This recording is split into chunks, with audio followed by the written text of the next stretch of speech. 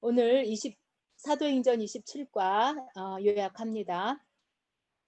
드디어 바울은 이제 가이사라에서 로마를 향해 떠나게 됩니다.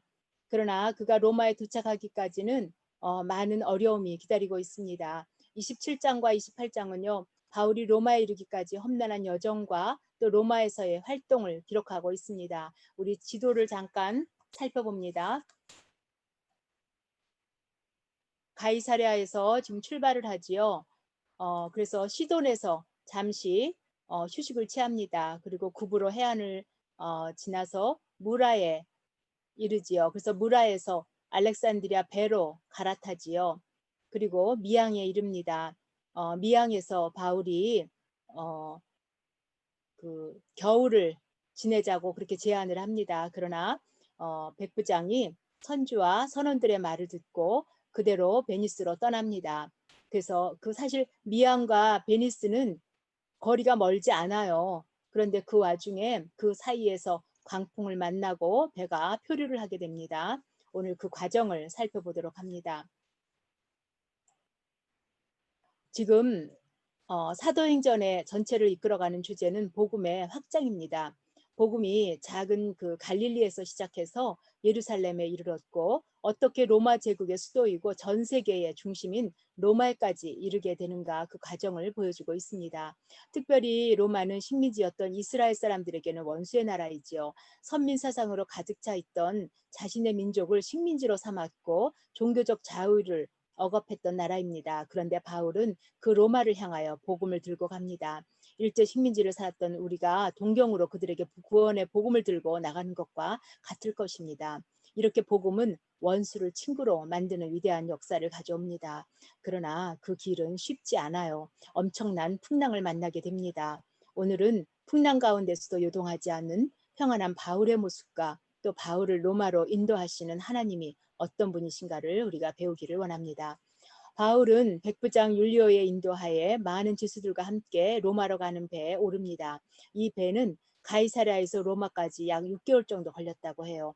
이 배는 AD 60년 8월에 가이사랴를 떠나서 11월 초에 배가 파손을 당합니다. 그리고 멜리데라는 섬에서 3개월을 보낸 후에 AD 61년 2월 초에 그곳을 떠나서 3월 초에 로마에 도착합니다. 바울의 로마 여행에는 누가와 아리스다고가 동행을 합니다. 아리스다고는 사도행전 19장에 처음 등장을 했습니다. 19장 29절을 보면요. 온 시내가 요란하여 바울과 같이 다니는 마게도냐 사람 가이오와 아리스다고를 붙들어 일제히 연극장으로 달려 들어가는지라 했습니다. 아리스다고는 마게도냐의 데살로니가 출신으로 바울의 사역 초기에 복음을 믿었던 사람입니다. 아리스다고는 바울이 로마에 이르기까지 함께 동행했고요. 또 바울의 투옥 기간 중에도 늘 함께한 믿음의 동역자입니다. 바울 일행은 아시아의 여러 해안들을 오가는 아드레분네오라는 배로 시돈까지 가서 휴식을 취합니다. 그리고 구브로 해안을 따라 행선해서 루기아의 무라성에서 이달리아로 가는 알렉산드리아 배로 갈아탔습니다. 이 배는 규모도 크고 270명이나 탔었다고 해요. 튼튼해서 문제가 없어 보였습니다. 그러나 무라를 떠난 후 일기가 좋지 않아 예전보다 항해가 지연되다가 겨우 그레데 섬의 미항에 이르렀습니다. 바울은 백부장에게 더 이상 항해가 위험하다고 경고를 합니다. 이때가 가을철 금식절기인데 로마의 달력으로 이때부터 항구들은요 겨울이 끝날 때까지 문을 닫습니다. 그러나 선주와 선장은 무리해서 베니스 항구까지 가려고 합니다. 왜냐하면 베니스는 미항보다 훨씬 커서요. 겨울을 지내기가 더 편했기 때문입니다. 그리고 미항은 작은 항구라서 3개월 동안 그 많은 사람들이 지내기도 불편하고요. 혹시나 그 항구가 작아서 배가 파손될 것을 염려했기 때문입니다. 백부장은 바울의 말보다 선주와 선장의 말을 더 믿었습니다. 우리의 경험이나 지식이 하나님 말씀보다 더 우선될 때 우리는 이런 실수를 저지르게 됩니다. 배는 베니스 항구에서 겨울을 지내기 위해서 무리하게 미항을 떠났습니다. 처음에는 남풍이 불어서 순조로운 듯 했지요. 그리고 얼마 후 유라굴로라는 강풍이 불자 배는 남서쪽으로 반대 방향으로 가게 됩니다. 그리고 그 알렉산드리아 배는 표류하기 시작합니다. 사공들은 배의 파선을 막기 위해서 줄로 선체를 둘렀습니다. 그리고 짐과 기구를 다 바다에 버렸습니다.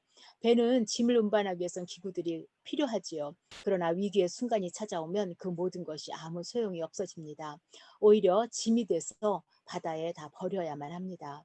우리가 세상에서 소중하게 여기는 것들이 어쩌면 삶의 위기 앞에서는 이와 같이 아무 쓸모없는 것이 되어버립니다. 얼마 전에 산불로 대피를 해야 할 때 온유가 걱정이 돼서 전화를 해봤어요. 그때 온유가 이런 말을 하더라고요. 짐을 싸려고 보니까 막상 가져갈 것이 별로 없었다고 해요. 평소에 그렇게 열심히 사 모았는데 예, 이제 여러 날 동안 해와 별이 보이지 않고 큰 풍랑이 계속되자 그들은 구조될 소망조차 없어졌습니다. 항해를 할 때 해와 별을 보아야 시간과 방향을 알 수 있기 때문입니다. 이런 위기의 때에 바울이 그들에게 안심할 것을 선포하고 구출될 것을 예언합니다. 22절 말씀입니다. 내가 너희를 권하노니 이제는 안심하라. 너희 중 아무도 생명에는 아무런 손상이 없겠고 오직 배뿐이라. 그리고 이어서 하나님의 뜻을 전합니다. 23절 말씀입니다. 내가 속한 바 곧 내가 섬기는 하나님의 사자가 어젯밤에 내 곁에 서서 말하되 바울아 두려워하지 말라. 내가 가이사 앞에 서야 하겠고 또 하나님께서 너와 함께 항해하는 자를 다 내게 주셨다 하셨으니 그러므로 여러분이 안심하라. 나는 내게 말씀하신 그대로 되리라고 하나님을 믿노라. 그런즉 우리가 반드시 한 섬에 걸리리라. 바울은 지금 2주 동안 배에서 풍랑으로 인해 먹지도 못하고 절망에 있는 사람들에게 나는 하나님을 믿는다고 선포를 합니다. 바울은 지금 로마로 가고 있지요. 비록 유라굴로 강풍이 앞을 막고 있어도 로마로 가서 복음을 전해야 할 것이라는 것이 하나님이 바울에게 향하신 뜻입니다. 그러므로 그 과정이 어떻게 되든 바울은 로마에 도착할 것이라고 믿는 것입니다. 믿음은 바라는 것들의 실상이지요. 미래에 이루어질 일이지만 이미 이루어진 것으로 받아들이는 것이 믿음이라고 우리는 배워서 알고 있습니다. 그러므로 지금 함께 가고 있는 누가와 아리스타고뿐만 아니라 이 배 안에 타고 있는 270명 모두가 분명히 살아서 로마로 가게 될 것이라는 확신입니다. 이것이 바울의 담대한 믿음의 선포입니다. 육지가 가까운 줄 알고 사공들이 도망하고자 닷을 내리는 척하고 거룻배를 바다에 내려놓았습니다. 땅이 가까우니까 남은 사람들은 어찌되든지 상관하지 않고 자기들만 살겠다고 작은 배를 타고 도망가려 합니다. 이때 바울이 말합니다. 31절 말씀입니다. 바울이 백부장과 군인들에게 이르되 이 사람들이 배에 있지 아니하면 너희가 구원을 얻지 못하리라 하니 이에 군인들이 거룻줄을 끊어떼어 버리니라. 바울이 사공들의 행동을 눈치채고 모두 배 안에 같이 있어야 살 수 있다고 말합니다. 바울은 이때 배 안에만 구원이 있다고 말합니다. 그러나 우리는 때로 거룻배와 같은 생명줄을 의지하고자 합니다. 그러나 우리가 의지하는 그 거룻배에는 구원이 없다고 하나님은 말씀하십니다. 내 삶에 유라굴로 같은 강풍이 닥친다고 해도 우리는 주님을 믿음의 공동체를 떠나지 않기를 바랍니다. 바울은 믿음의 선포에 이어 놀라운 믿음의 모습을 또한 보입니다. 33절 말씀입니다. 날이 새어감에 바울이 여러 사람에게 음식 먹기를 권하여 이르되 너희가 기다리고 기다리며 먹지 못하고 줄인 지가 오늘까지 열 나흘인즉 음식 먹기를 권하노니 이것이 너희의 구원을 위하는 것이요 너희 중 머리카락 하나도 잃을 자가 없으리라.